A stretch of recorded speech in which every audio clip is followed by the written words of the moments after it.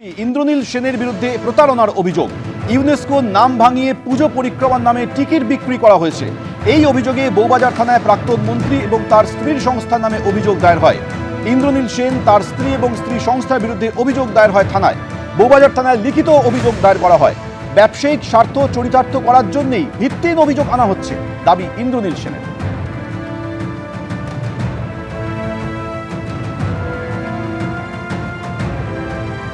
2021 15th of December UNESCO representative লিস্টে intangible cultural heritage of humanity আমাদের দুর্গাপুজো পায়, for humanity. হঠাৎ করে 2022-এ একটা অর্গানাইজেশন দেখতে পারি মাস আর্ট নামে, যার প্রেসিডেন্ট আমাদের ফর্মার মিনিস্টার ট্যুরিজম এবং কালচার ইন্দোনেশিয়ার ওয়াইফ মধুচন্দ্রা সেন, ধ্রুবজ্যোতি বাসু বলে একজন আলাই শুভ, প্লাস সায়ন্তন মৈত্র, আরও 2-3 জনের মধ্যে আছে। এরা একটা বলে যে ইউনেস্কো এদের সঙ্গে পার্টনার করেছে এবং এরা কলকাতার 24টা দুর্গাপুজোকে আউট অফ 1000 পুজোর মধ্যে 24টাকে সিলেক্ট করবে। এই 24টার মধ্যে লোকের এন্ট্রি পাস হবে। প্রথম 5 দিন আপনাকে 4000 টাকা করে এন্ট্রি পাস দিয়ে টিকিট কেটে পুজো দেখতে হবে, মানে আপনার পাড়ার পুজো আপনি নিজে দেখতে পারবেন না। ইউনেস্কোই আমাদের হিউম্যানিটির জন্য কলকাতার দুর্গাপুজো দিয়েছে। সেখানে হিউম্যানিটির পুরো মানে একদম কিলিং হচ্ছে, ডিভাইড হচ্ছে, ফাইন্যান্সিয়াল টেররিজম, কেন এখানে দুর্গাপুজোর নামে টিকিট সেল হচ্ছে, ব্র্যান্ডিং কোম্পানি, এবং এরা তখন পাওয়ারে ছিল তৃণমূল কংগ্রেস এবং ওনার মিনিস্টার, তার বউ, কোনো কমপ্লেন লজ করার কোথাও যাচ্ছে না। তখন ইউনেস্কো আমাদের সঙ্গে নেগোসিয়েশন করে এবং 2025-এ 18ই সেপ্টেম্বর ইউনেস্কো কল্ড মি এবং 45 মিনিট ডিসকাশনের পরে বলে যে আমরা কোথাও কারোর সঙ্গে এমনি আমরা কোনো এগ্রিমেন্ট করিনি, এবং পরবর্তীকালে তারা লিখিত আমাকে দেয় it's the biggest financial scam and fraudulence using UNESCO name and logo. এর আগেও প্রাক্তন মন্ত্রী ইন্দ্রনীল সেনের বিরুদ্ধে বেশ কয়েকটি অভিযোগ দায়ের হয়েছিল। কিছুদিন আগেই তোলাবাজি, কাটবানি, ব্যান কালচার সহ একাধিক অভিযোগ তোলেন সঙ্গীত শিল্পী ঋদ্ধি বন্দ্যোপাধ্যায়। তারা 4-5টা করে 6টা-7টা করেও এক একজন অনুষ্ঠান পেতেন এবং প্রত্যেকে হাই পেমেন্ট পেতেন, সেটা ব্যাংকে পড়তো। সেখান থেকে টাকাটা রিটার্ন হয়ে আবার চলে আসছে অন্য জায়গায় তোলার মতন করে বা কাটমানির মতো করে। এটা কে নিচ্ছে? কে নিতে পারে? আমি তো বারবার একটা নামই বলছি, ইনি এবং এর সাঙ্গপাঙ্গরা। আপনি আমার ব্যাংকে রাখলেন 10,000 টাকা, আমাকে বললেন যে তোমার ওখানে 10,000 পারিশ্রমিক হিসেবে 10,000 টাকা রাখছি, তুমি কিন্তু আমাকে 2,000 টাকা ব্যাক করে দিও। আমি মোটামুটি লাস্ট 12-13 বছর ধরে ব্যান ছিলাম। ইন্দ্রনীল সেনের আন্ডারে যে নেক্সাসটা চলতো, বিভিন্ন রকম মঞ্চে দেখতেন যে পাঁচালি গাইছে, কীর্তন গাইছে, তাদের অনেকেই আছে যারা সরকারি চাকরি পেয়েছেন। সমস্তই আমাদের গায়ক মন্ত্রী নিয়ন্ত্রণ করতেন। তার একটা লবি, তার একটা সিন্ডিকেট, অবশ্যই তার একটা লবি, তার একটা সিন্ডিকেট, তার একটা নেক্সাস চলতো, এবং যারা তাকে সকাল থেকে হুজুর হুজুর বলে ফোন ঘোরাতো, টাকা দিত, গিফট দিত, সময় দিত, সঙ্গ দিত। কিছু কিছু শিল্পী আছেন কাজ পেয়েছেন কিন্তু সরকারের সাথে সেটিং করে। ইন্দ্রনীল সেনের বিরুদ্ধে প্রতারণার অভিযোগে থানায় অভিযোগ দায়ের হয়েছে। ইউনেস্কোর নাম ভাঙিয়ে পুজো পরিক্রমার নামে টিকিট বিক্রি করা হয়েছিল। এই অভিযোগ দায়ের হয়েছে বউবাজার থানায় প্রাক্তন মন্ত্রী এবং তার স্ত্রী ও তার স্ত্রী সংস্থার নামে। এই অভিযোগের প্রেক্ষিতে পুলিশ তদন্ত শুরু করেছে। বউবাজার থানায় এই অভিযোগ দায়ের করা হয়েছে। ব্যবসায়িক স্বার্থ চরিতার্থ করার জন্য এই ভিত্তিহীন অভিযোগ আনা হচ্ছে, পাল্টা দাবি করেছেন ইন্দ্রনীল সেন।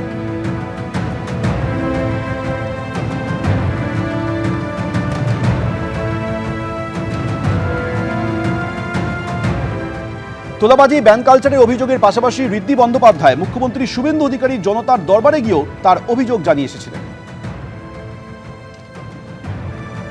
আমরা এই ইন্দ্রনীল সেন যে ব্যান কালচার, সিন্ডিকেট, নেক্সাস, এগুলো নিয়ে মুখ্যমন্ত্রীর কাছে বলতেই এসেছি, যাতে সরাসরি মুখ্যমন্ত্রীর নজরে পড়ে যে সঙ্গীত জগতে কতটা মানে একটা স্ক্যাম বা ক্রাইম বিভিন্ন জায়গায়। আপনারা কি আবেদন করবেন? আমাদের আবেদন একটা হচ্ছে, আমাদের যাদের যাদের ব্যান করা হয়েছিল, আমাদের কাজ দেওয়া হতো না, সেটা তো এখন এই বাতাবরণে ওইটা ব্যান কালচারটাই আর নেই। নতুন ছেলে মেয়ে যারা আসবে, যারা যোগ্য, তারা যেন কাজ পায়, সবাই আমরা কাজ পাই, এবং যে এখানকার সব শিল্পীরা যারা 10টার মধ্যে 10টা কাজই পেতেন সেই নেক্সাসের সদস্য বলে, তাদের কাজটা যেন একটু কমে। কয়েকদিন আগে ঋদ্ধি বন্দ্যোপাধ্যায় এই অভিযোগ দায়ের করেছিলেন, আর এবার ইন্দ্রনীল সেনের বিরুদ্ধে প্রতারণার অভিযোগ দায়ের হলো থানায়। ইউনেস্কোর নাম ভাঙিয়ে পুজো পরিক্রমার নামে টিকিট বিক্রি করা হয়েছে। বউবাজার থানায় এই অভিযোগ দায়ের হয়েছে প্রাক্তন মন্ত্রী এবং তার স্ত্রীর সংস্থার বিরুদ্ধে, যদিও এই অভিযোগ অস্বীকার করেছেন ইন্দ্রনীল সেন।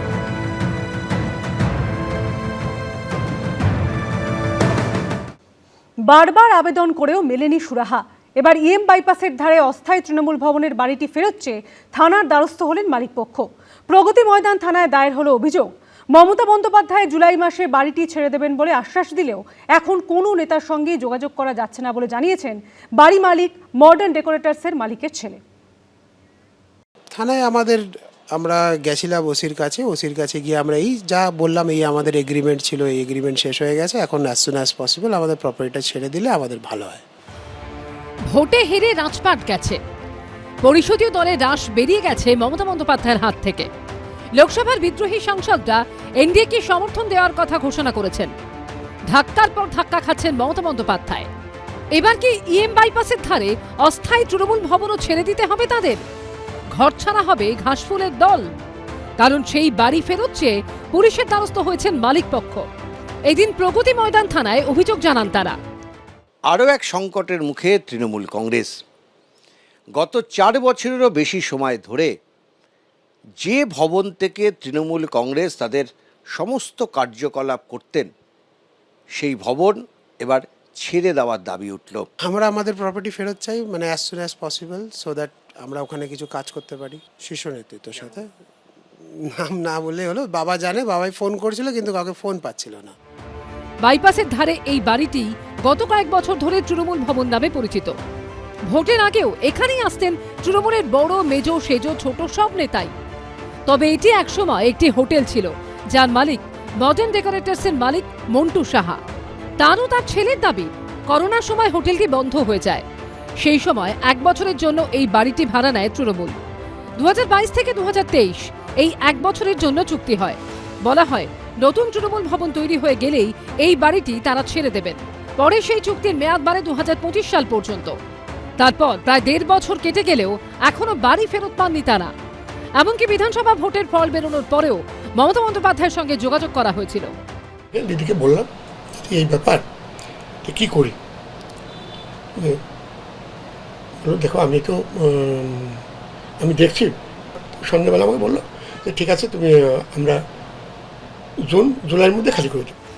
রবিবার অস্থায়ী তৃণমূল ভবনে গেছিলেন বাবা ছেলে। তাদের দাবি, ভোটের ফল বেরোনোর পর থেকে আর কেউ এই অফিসে আসেননি।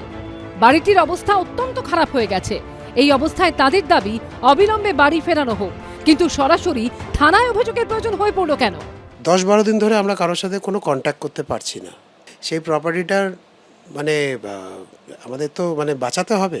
আমি পলিটিক্যাল কোনো উত্তর এখানে দেব না। কে ছাড়ছেন না ছাড়ছেন আমি কিচ্ছু জানি না। আমি শুধু জানি যে আমার প্রপার্টিটা ছেড়ে দিলে আমার খুব ভালো হয়, so that I can start something new over there. এখন পুলিশ কোনো ব্যবস্থা নেয় কিনা সেটাই দেখার। উজ্জ্বল মুখোপাধ্যায়ের রিপোর্ট, এবিপি আনন্দ, কলকাতা। এবিপি আনন্দ, এগিয়ে থাকে, এগিয়ে রাখে।